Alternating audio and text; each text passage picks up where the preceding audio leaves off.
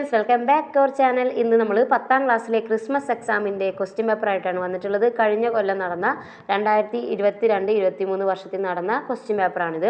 അപ്പോൾ നമുക്ക് വേഗം തന്നെ ക്വസ്റ്റ്യനിലേക്ക് കടക്കാം. ഒന്നാമത്തെ ക്വസ്റ്റ്യൻ നോക്കൂ. अगाल और उसके बाद कविता को पंक्तियां पढ़े और 1 से 3 तक के प्रश्नों के उत्तर लिखे. ഇവിടെ അഗാൽ ഔർ ഉസ്കെ ബാദ് എന്ന കവിതയിലെ ഒരു 4 വരികൾ കൊടുത്തിട്ടുണ്ട്. നിങ്ങൾ ചെയ്യേണ്ടത് 1 മുതൽ 3 വരെയുള്ള ചോദ്യങ്ങൾക്ക് ഈ കവിതാ ഭാഗത്ത് നിന്ന് ഉത്തരം എഴുതണം. അപ്പോൾ നമുക്ക് ക്വസ്റ്റ്യനിലേക്ക് കടക്കാം. ഒന്നാമത്തെ ക്വസ്റ്റ്യൻ നോക്കൂ. ഇൻ പങ്ക്തിയോമേ കിസ് ഹാലത്ത് കാ ചിത്रण ഹേ. ഈ വരികളിൽ എന്ത് അവസ്ഥയുടെ ചിത്രണമാണ് നൽകുന്നത്? നിങ്ങൾക്കറിയാം ഈ കവിത എന്ന് പറഞ്ഞാൽ എന്തിനെ കുറിച്ചുള്ള കവിതയായിരുന്നു എന്നറിയാം അല്ലേ? ക്ഷാമകാലത്തെ കുറിച്ചുള്ള കവിതയായിരുന്നു. അപ്പോൾ ഇവിടെ ഓപ്ഷൻസ് നോക്കാം.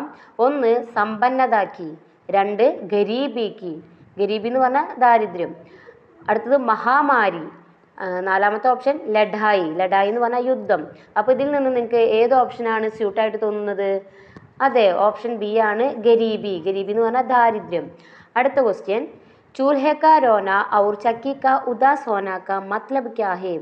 അതായത് ഈ കവിതയിൽ അടുപ്പ് കരയുന്നു, ആട്ടുകല്ല് വിഷമിക്കുന്നു എന്നിങ്ങനെയുള്ള ആ ഒരു വരികളുണ്ട്. ഇതിൻ്റെ മത്ലബ് ക്യാഹേ, മത്ലബ് എന്ന് പറഞ്ഞാൽ അർത്ഥം, എന്താണ് മീൻ ചെയ്യുന്നത്? അതിൻ്റെ ആൻസർ എന്ത് എഴുതാം? ഇത് 2 മാർക്കിൻ്റെ ക്വസ്റ്റ്യൻ ആണ്. നിങ്ങൾ ആ ക്വസ്റ്റ്യൻ പേപ്പറിൽ നേരെ അതിൻ്റെ ചോദ്യത്തിൻ്റെ സ്കോർ നൽകിയിട്ടുണ്ടാവും. അപ്പോൾ അതിന് എത്ര മാർക്കിന് നിങ്ങൾക്ക് എഴുതണം? അപ്പോൾ 2 മാർക്ക് ആകുമ്പോൾ 2 സെൻറ്റൻസ് എങ്കിലും മിനിമം എഴുതണം. അപ്പോൾ ആദ്യം തന്നെ എന്ത് എഴുതാം? ഇതിൻ്റെ കാരണം എന്താണ്? അകാൽ കാരണം അല്ലേ? അകാൽക്കേ കാരണമാണ്, ക്ഷാമം കാരണമാണ് ഇവർ വിഷമിച്ചത്. അപ്പോൾ ആദ്യം തന്നെ കൊടുക്കുക എന്താ? അകാൽക്കേ കാരൻ ഗർമേ ദാനാ നഹീന്താ. ക്ഷാമകാലം കാരണം വീട്ടിൽ അരിയൊന്നുമില്ല അല്ലേ? ഇസ്ലിയേ ഖാന പക്കാനെ കോയി ചൂൽഹ നഹി ജലാത്ത. എന്താണ്?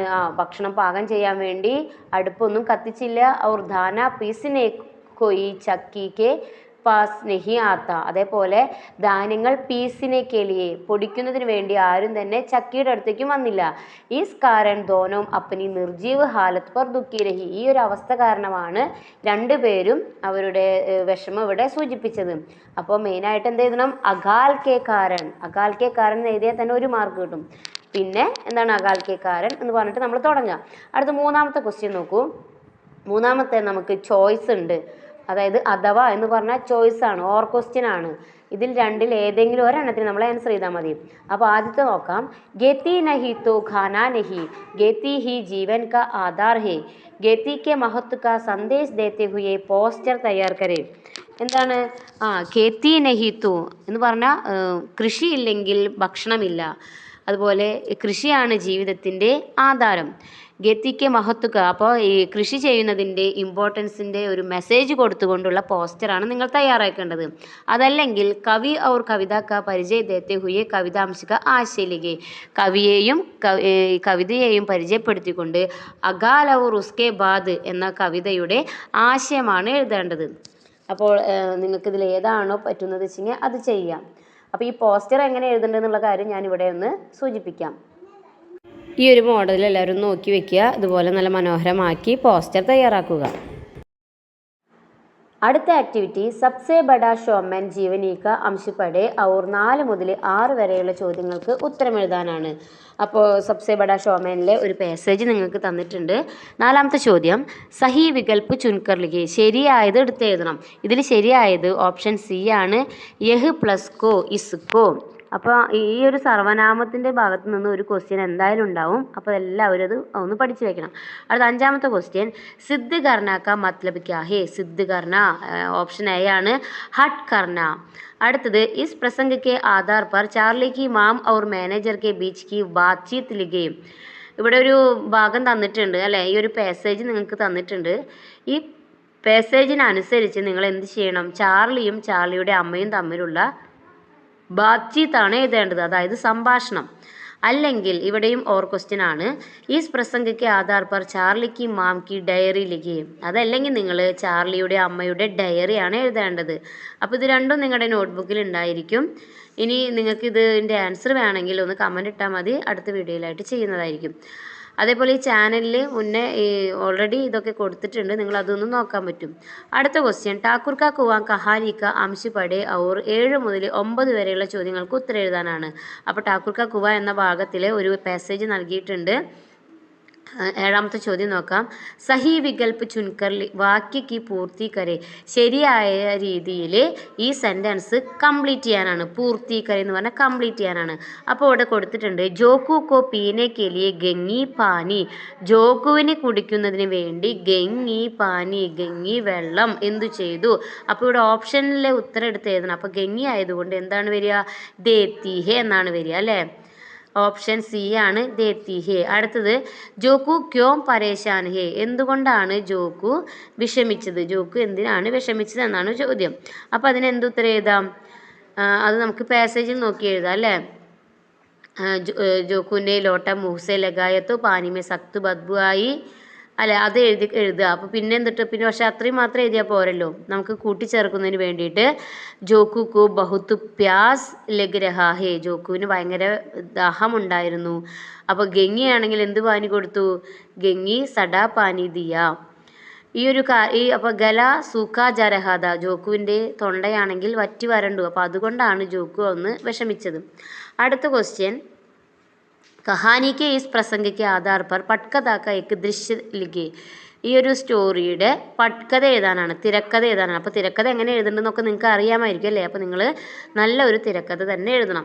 അടുത്ത ചോദ്യം, ബസന്ത് മേരെ ഗാവ് കാ ലേഖ് കാ യഹ് അംശ് പടേ ഔർ 10 മുതൽ 13 വരെയുള്ള ചോദ്യങ്ങൾക്ക് ഉത്തരം എഴുതണം. അപ്പോൾ ബസന്ത് മേര ഗാവ് എന്ന പാഠത്തിലെ പാസേജാണ് തന്നിട്ടുള്ളത്. നമുക്ക് 10ാമത്തെ ചോദ്യം നോക്കാം.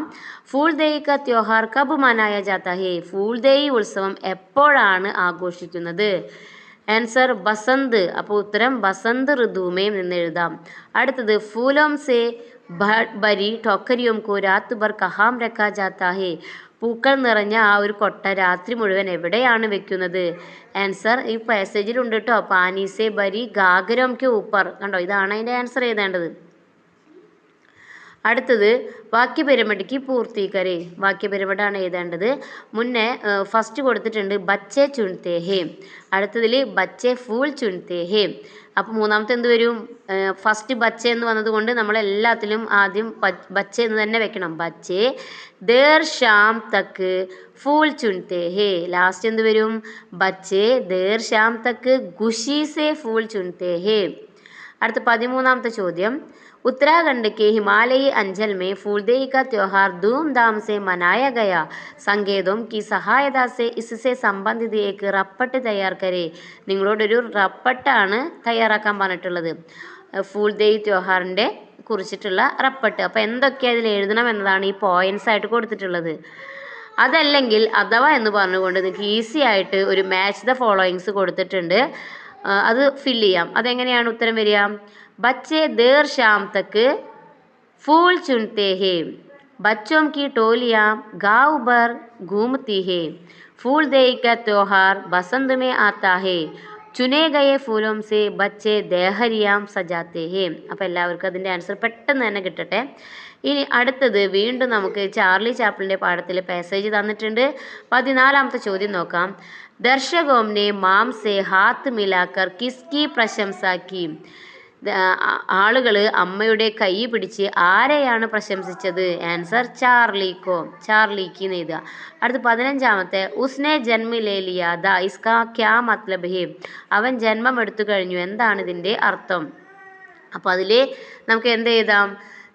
ഈ പാസേജ് നോക്കിയിട്ട് എഴുതാം.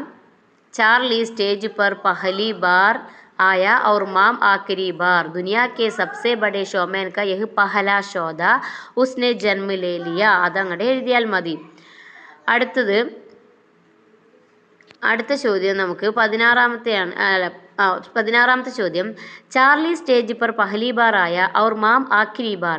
इस संबंध में चार्ली अपने मित्र के नाम पत्र लिखता है.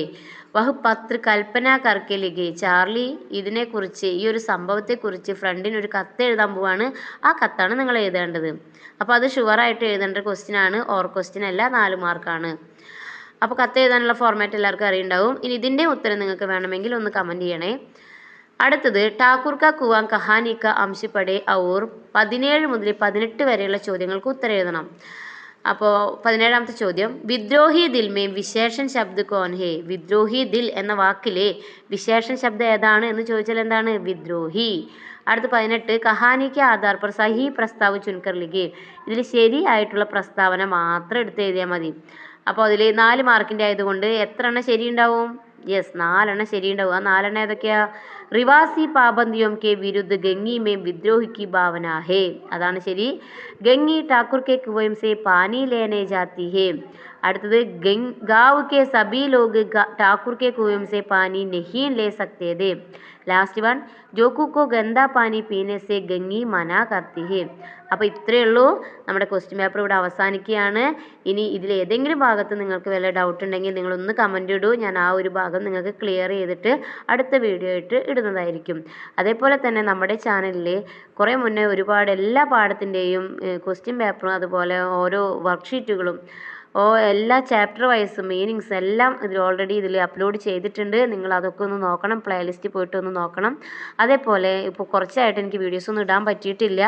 അപ്പോൾ ഇനി മുതൽ ഇടുന്നതായിരിക്കും. അപ്പോൾ നിങ്ങൾ എന്ത് ചെയ്യണം? നിങ്ങൾ ഇതൊന്ന് ചാനൽ സബ്സ്ക്രൈബ് ചെയ്യണം. നിർബന്ധമായിട്ട് എല്ലാവരും സബ്സ്ക്രൈബ് ചെയ്യണം. അതേപോലെ തന്നെ നിങ്ങൾ ലൈക്ക് ചെയ്യുക. നിങ്ങളുടെ വിലയേറിയ അഭിപ്രായങ്ങൾ ഇതിൽ കമൻ്റായിട്ട് രേഖപ്പെടുത്തുകയും വേണം. അതേപോലെ തന്നെ നിങ്ങൾ ബെൽ ഐക്കൺ കൂടി ഒന്ന് ഇനേബിൾ ചെയ്യണം. അപ്പോൾ ഇനിയും അടുത്ത വീഡിയോ ആയിട്ട് വരാം. ബൈ.